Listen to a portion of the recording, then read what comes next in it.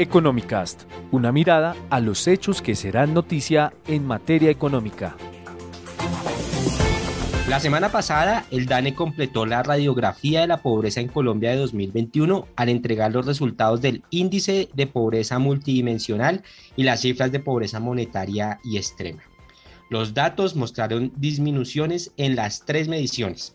Tenga en cuenta que aunque las tres miden la pobreza, lo hacen en diferentes dimensiones, ya que la pobreza monetaria y extrema se miden partiendo del nivel de ingreso y trazando una línea de pobreza para establecer la condición en la que está una persona.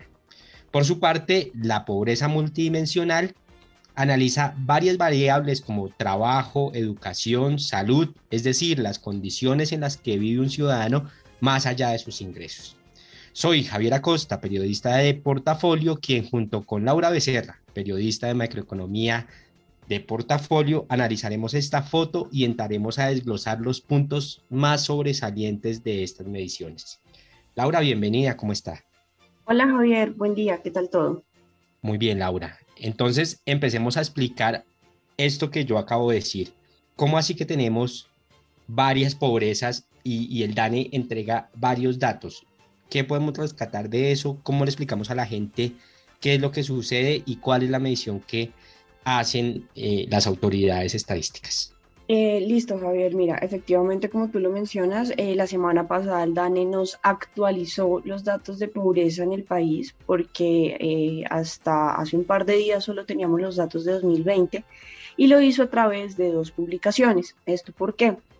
Porque por un lado, el martes pasado se entregaron los datos de pobreza monetaria, que como tú bien lo dices, lo que mide es las condiciones de las personas a partir de un monto monetario que ellos requieren para vivir durante un mes. Esa es como la medición que ellos hacen y que ya vamos a profundizar ahorita más adelante. Y por otro lado, tenemos la pobreza multidimensional, que lo que nos mide es a partir de 15 indicadores relacionados pues, con varios elementos de calidad de vida, como son, pues, te nombro como las 5 grandes dimensiones: condiciones educativas, condiciones de la niñez y la juventud, el trabajo, la salud y finalmente las condiciones de vivienda y servicios públicos. Nos mide cómo están las personas. Entonces, pues eso nos da dos resultados diferentes, pero pues me gustaría que empecemos a hablar primero de la pobreza monetaria. La pobreza monetaria, pues como tú bien lo decías, se redujo el año pasado. Nosotros pasamos de un 42.5% de la población que estaba en esta situación de pobreza, que si vemos es casi que 4 de cada 10 colombianos en la pobreza, a un 39.3%. Puede sonar poquito la reducción, pero en realidad es una reducción importante, porque si hablamos en cantidad de personas, quiere decir que mientras que en 2020 teníamos que 21 millones de personas, 21 mil personas estaban en condición de pobreza, el año pasado, con varios elementos que tienen que ver con la recuperación de la economía, con los programas sociales y también pues ligado un poco a la mejora que se dio en el empleo, aunque sabemos que ahí todavía falta un poco. Pues como bien explicaba el director del DANE, Juan Daniel Oviedo, esto nos llevó a que 1.400.000 personas salieran de la condición de pobreza. Entonces tenemos pues un total de 19.600.000 personas que todavía están pues en pobreza, según como lo determina el DANE en términos monetarios. Laura, ahora partamos cómo el DANE hace esa medición. ¿Cómo llegan a esa conclusión de que ese número de personas salió de la pobreza monetaria y de la pobreza extrema? Porque ahí también lo que uno nota es que hay una subclase, si se puede llamar, que es la pobreza extrema precisamente. Sí, Javi, mira, justamente hay algo que es importante y es que una persona dice, bueno, yo soy pobre o no lo soy. De hecho, hace varios días también el DANE presentaba los resultados de una encuesta de calidad de vida y también cerca de la mitad de los colombianos decía, yo considero que soy pobre. Pero ¿cómo se mide la pobreza monetaria? Porque es importante aclarar esto a los lectores, porque aquí lo que hace el DANE es establecer unas líneas de pobreza. Esta línea de pobreza que mide este monto, este nivel de ingresos hasta cierto punto, pero en realidad es el costo de vida para una persona en un mes, para cubrir una canasta básica alimentaria y algunos bienes básicos.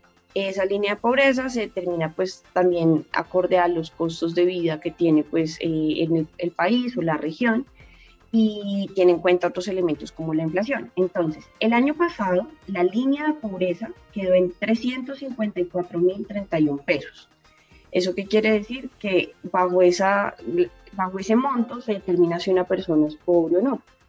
Pero también lo que aclara el DANE es que no es como el salario que recibe una persona, sino que puede cambiar, digamos, si tenemos en cuenta que puede ser un hogar de 4 personas. Entonces, ese es como el monto individual que debe tener una persona pues, para considerarse pobre, que si lo dividimos por los 30 días que suele tener un mes, nos dan 11.800 pesos diarios. Ahora, el DANE también determina otra medición a partir de la línea de pobreza, que es la pobreza extrema, que tú la mencionabas ahorita al inicio. Y la pobreza extrema es no solo que te alcance, entre comillas, para comprar una canasta de alimentos, de bienes, sino solamente los alimentos. También algunos expertos lo califican como la línea de miseria, de indigencia. Y esta quedó en 131.099 pesos mensuales, que si pues sacamos un promedio diario, nos da alrededor de 5.369 pesos. Entonces, para entender un poquito qué implica la pobreza monetaria, estos son los indicadores y los límites a través del cual pues nuestra autoridad estadística define si una persona es catalogada como pobre o no en criterios monetarios. De eso surge una pregunta muy recurrente, y es qué pasa si una persona sale de la pobreza monetaria, es decir, ya no gana o ya no recibe ingresos por este monto de 354.031 pesos, sino, no sé, recibe 400.000 pesos. Ya no se considera que está en pobreza monetaria, pero entonces, ¿hacia dónde se traslada? Esa es una muy buena pregunta porque lo que nos explicaba el director del DANE la semana pasada es también pues esta categorización social que miden las estadísticas. Y lo que sigue después de ser pobre no es ser clase media, sino que es una categoría que se llaman los vulnerables, que son esas personas que están en una situación en la que fácilmente pueden caer en condiciones de pobreza. Y como estamos hablando de dinero, lo que estableció el DANE es que los vulnerables corresponden por ingreso per cápita entre la línea de pobreza, o sea, esos 354.031 pesos que estábamos hablando, y 690.524 pesos mensuales. Como te mencionaba, pues cambia un poco, digamos, si es una persona sola, si es una familia que digamos solo trabajan el papá y la mamá, pero tienen 2 hijos, en ese caso se dividen pues esos ingresos entre los 4, y ahí vemos por qué de pronto puede haber más personas en condición de pobreza si lo comparamos de pronto solo con los trabajadores. Y encima de los vulnerables, ahí sí aparece la clase media, que está compuesta, según el DANE, por aquellos que tienen un ingreso per cápita al interior de un hogar entre esos 690.524 pesos y hasta 3.718.204 pesos al mes. Ahora, ¿quiénes serían la clase alta en Colombia? Que creo que eso es algo que de pronto también muchos de nuestros oyentes o muchos de nuestros lectores se preguntan, o sea, ¿soy clase alta o no lo soy? Uno puede hacer el ejercicio, si en su hogar, dividiendo los ingresos que recibe toda la familia por la cantidad de personas, a cada uno le corresponden más de 3.718.204 pesos mensuales, usted es rico en Colombia, o clase alta, por decirlo así. De todas formas, significaría, o uno lo ve de esa manera, pues unas líneas muy por debajo, ¿no? Un promedio muy por debajo con relación a otros países. Pero bueno, Laura, continuemos y ahora entremos a explicar qué es la pobreza multidimensional y cómo se mide, que es otro de los grandes datos de pobreza que entrega el DANE. Perfecto. La pobreza multidimensional, como lo explicamos un poco al inicio, es una medición diferente. ¿Por qué? Porque algo que han establecido pues las autoridades estadísticas y los gobiernos a nivel mundial es que no solo La pobreza tiene que ver con el dinero que maneja una persona, sino también con sus condiciones de vida. Por eso, pues el DANE viene haciendo este cálculo también desde hace un par de años y nos muestra unos resultados diferentes. Ya no estamos hablando de un 40% de la población en condiciones de pobreza monetaria, como era en este caso, sino que estamos hablando de 16%. El año pasado también se dio una reducción pues importante en este indicador. Digamos que se pasó de un dato de 18,1% que se tenía en 2020, el año de la pandemia de COVID-19, a 16%, entonces es una reducción de 2,1 puntos porcentuales. Y algo que destacaba el director del DANE, Juan Daniel Oviedo, sobre esta cifra, es que es también la cifra más baja que se tiene en los registros de la entidad, que son desde 2010. Entonces, no solo pues, es una reducción importante de 2,1 puntos, sino que también pues, nos indica como un promedio histórico de que se redujo la pobreza en estas condiciones. Como mencionaba, pues se tienen en cuenta como 5 grandes universos, que son las condiciones educativas, las de la niñez, el trabajo, la salud y las condiciones de vivienda y servicios públicos. Y estas dimensiones son muy importantes y explican también esa caída porque, como bien nos indicaba el DANE, la educación y el hecho de que los niños en muchos casos no pudieran ir a la escuela en 2020, no pudieran conectarse a clase, más que incluso ir, el tener una forma de acceder a educación, fue lo que hizo que la pobreza multidimensional subiese en 2020. Con el 2021, donde ya se retorna un poquito a esa normalidad académica y ya no vemos esa brecha, sobre todo tan fuerte entre el campo y la ciudad, se corrige esta cifra, porque también la cifra de pobreza multidimensional, que nos da pues, datos en millones de personas, mide sobre todo las condiciones del hogar. Y ahí nos cambia un poquito la cosa y por eso también pues vemos unas cifras, llamémoslas más favorables para nuestra situación de pobreza. Que tiene también que ver mucho con el acceso a servicios como la educación, la salud y está relacionado también un poco con las políticas del gobierno, digamos, para ayudar un poco a contrarrestar esta situación, ¿verdad, Laura? Javier, sí, algo que se me olvidaba decir sobre el tema de pobreza multidimensional es entonces cuántas personas están en esta condición de pobreza bajo esta categoría. Y si vemos que por el otro lado estamos 19 millones, al hablar de pobreza multidimensional, son 8 millones de personas los que están en esta condición. Y vemos que en las ciudades o en los centros, pues en las cabeceras municipales se encuentran 4,4 millones de esas personas, mientras que en los centros poblados estarían 3,5 millones, y los centros poblados en las zonas rurales. Y este tema de los programas sociales que están mencionando y las ayudas del gobierno se vuelve muy importante porque lo que explicaba el DANE y una de las razones por las que se ha impulsado especialmente el programa de ingreso solidario es para ayudar a compensar la situación de las familias, sobre todo en pobreza monetaria. Algo que es importante y que decía el director del DANE es si nosotros no hubiésemos tenido las ayudas sociales que se empezaron en 2020, las situaciones de pobreza monetaria hubiesen sido mucho peores. Eh, y eso también pues cobra una importancia clave porque esta semana que pasó el presidente Iván Duque incluso anunció un aumento en el programa de ingreso solidario que hoy llega a 4 millones de hogares. Ellos estaban recibiendo 190.000 pesos por mes, se paga bimensualmente y a partir del mes de mayo se aumenta pues esa ayuda a 200.000 pesos. Entonces, pues esto es también un tema destacable sobre la importancia de los programas sociales. Estos subsidios de los que habla Laura, de 190.000 pesos, alrededor de ese valor, estarían cubriendo básicamente esa línea de pobreza o esos ingresos de la línea de pobreza extrema, ¿no? Y de alguna manera llegaría más o menos a la mitad de la línea de pobreza monetaria, ¿cierto?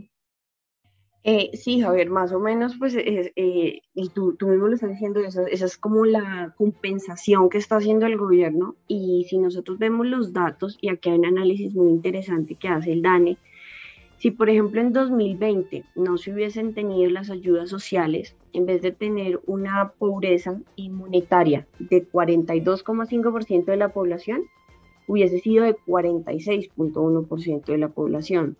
Asimismo, en 2021, sin estas ayudas y si se hubiesen como suprimido, en vez de llegar, de reducirla a un 39,3%, nos hubiésemos mantenido en un 42,9% de la población. Entonces, realmente la meta que tenía el gobierno y que fue una de las razones de la última reforma tributaria para mantener esos programas sociales era volver a las cifras que teníamos antes de la pandemia.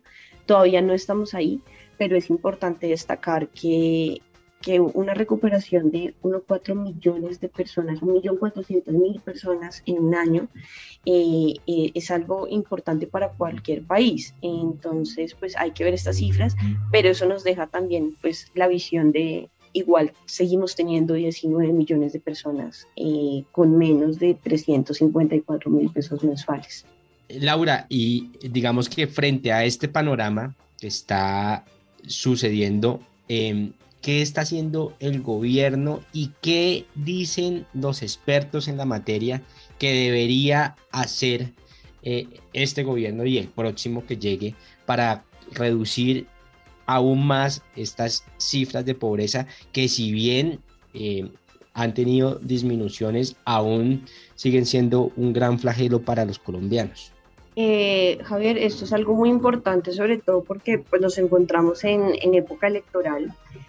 Y algo que me han dicho varios expertos con los que conversamos todos los días en portafolio pues, para el desarrollo de nuestros artículos es que los programas sociales han sido importantes. Nosotros ahorita mencionábamos ingreso solidario, que sí podríamos decir que es uno de los grandes esfuerzos que está haciendo el gobierno. Y también hay otros programas que ya tenía pues el Estado, como Familias en Acción, Jóvenes en Acción, Adulto Mayor, que está enfocado pues en las personas de la tercera edad, y se me está escapando uno que se los queda debiendo.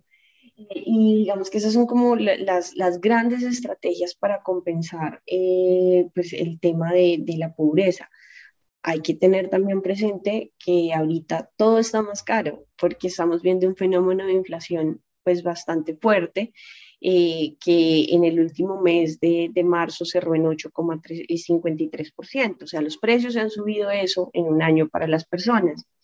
Y lo que pues dicen los expertos es que hay que tener presente, uno, pues cómo se va a manejar estas transferencias en el tiempo, además, porque hay muchas posiciones al respecto, si se debería tener un solo subsidio en lugar de tener 5 programas que hoy tiene a cargo el Departamento de Prosperidad Social, si se deberían fortalecer los montos o cambiar esa focalización, porque digamos que dentro del universo de los programas sociales o de las ayudas y subsidios que da el gobierno, hay unas que se llaman transferencias monetarias condicionadas, y es que a los hogares o a las familias se les da un giro a cambio de que ellos, por ejemplo, participen en programas o lleven a los niños al colegio, etcétera.